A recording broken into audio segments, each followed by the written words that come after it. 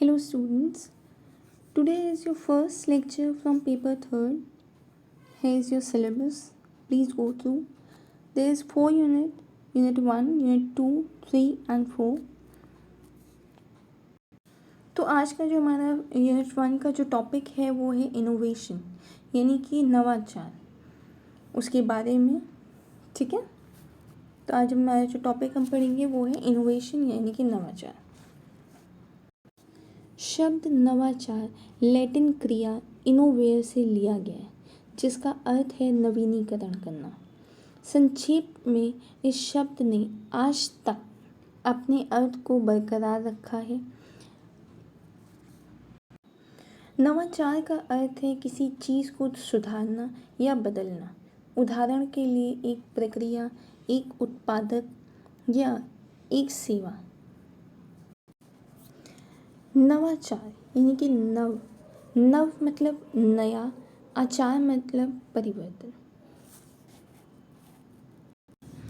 Innovation का मतलब होता है कोई भी पुराना प्रोडक्ट में नया बदलाव लाना और उस चीज़ को पहले से बेहतर बनाना, जिससे हमारी ज़िंदगी और ज़्यादा आसान हो जाए। यानी कि सेम प्रोडक्ट में कुछ नया चेंज लाना।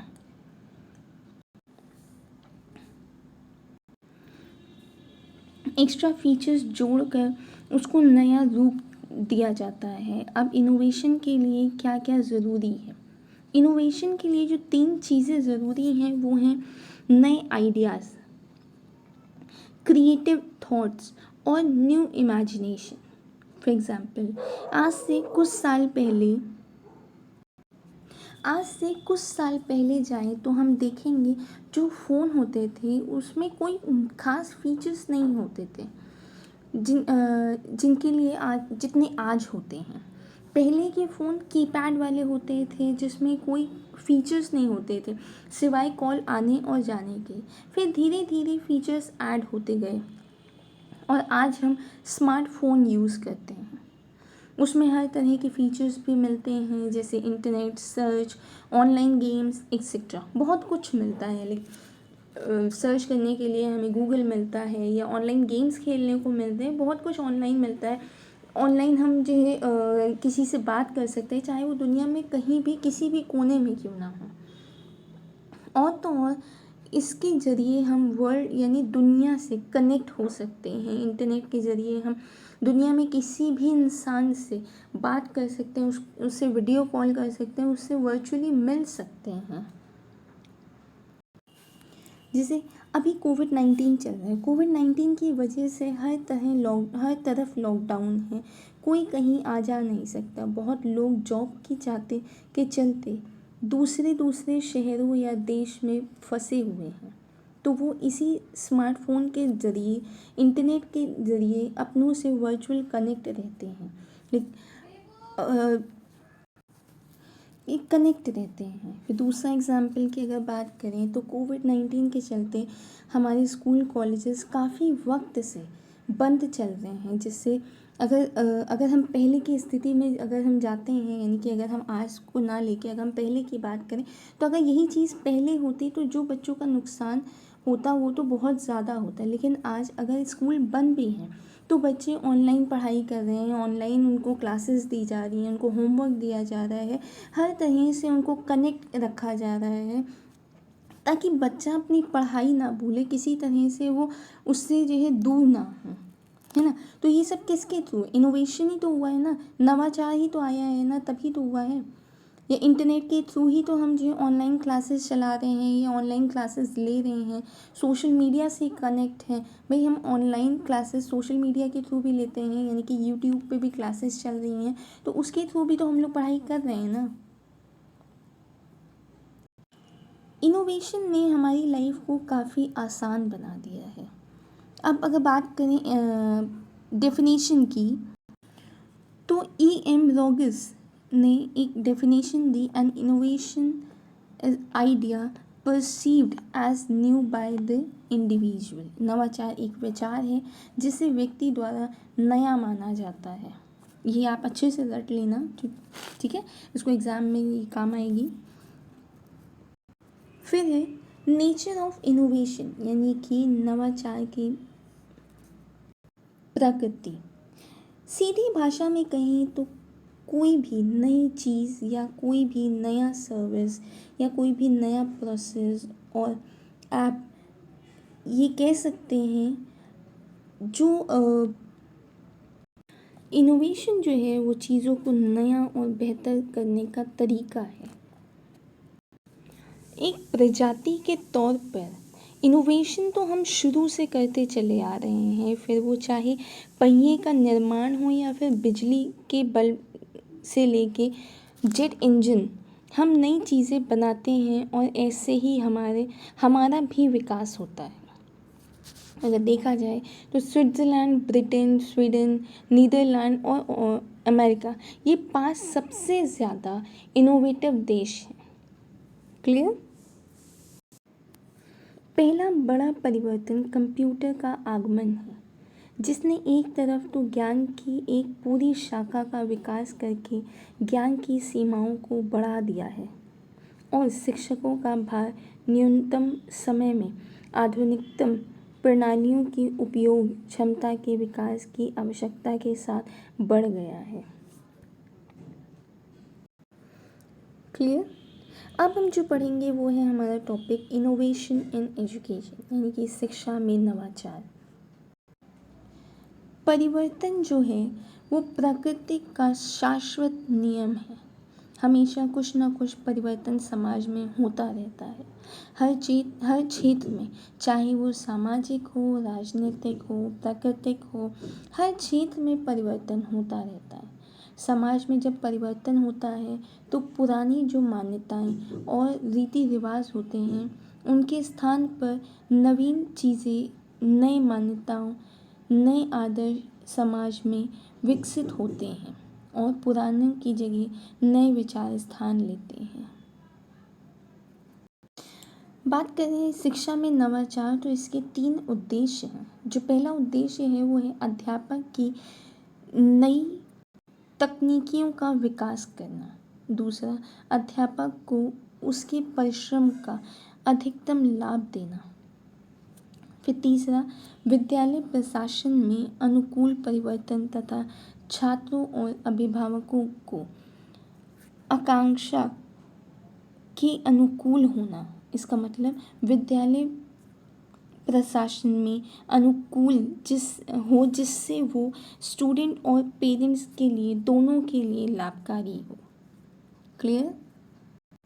अगर हम बात करें शिक्षा में नवाचार की, तो आजकल क्या क्या हो रहा है, क्या क्या इसमें नई चीज़ें आई हैं, क्या क्या इसमें नया बदलाव आया शिक्षा में। तो अगर देखा जाए तो शिक्षा में पहले से अभी बहुत ज़्यादा बदलाव आया। अब जैसे हमने आपको पहले एग्जाम्पल दिया कि कोविड-19 के चलते अगर हम उसमें होते, टाइम में होते, तो जो आज हमारा क्लासेस चल रही हैं वो उस टाइम पे नहीं हो पाती। क्यों? क्योंकि उस टाइम पे इतनी तकनीकी आई ही नहीं थी।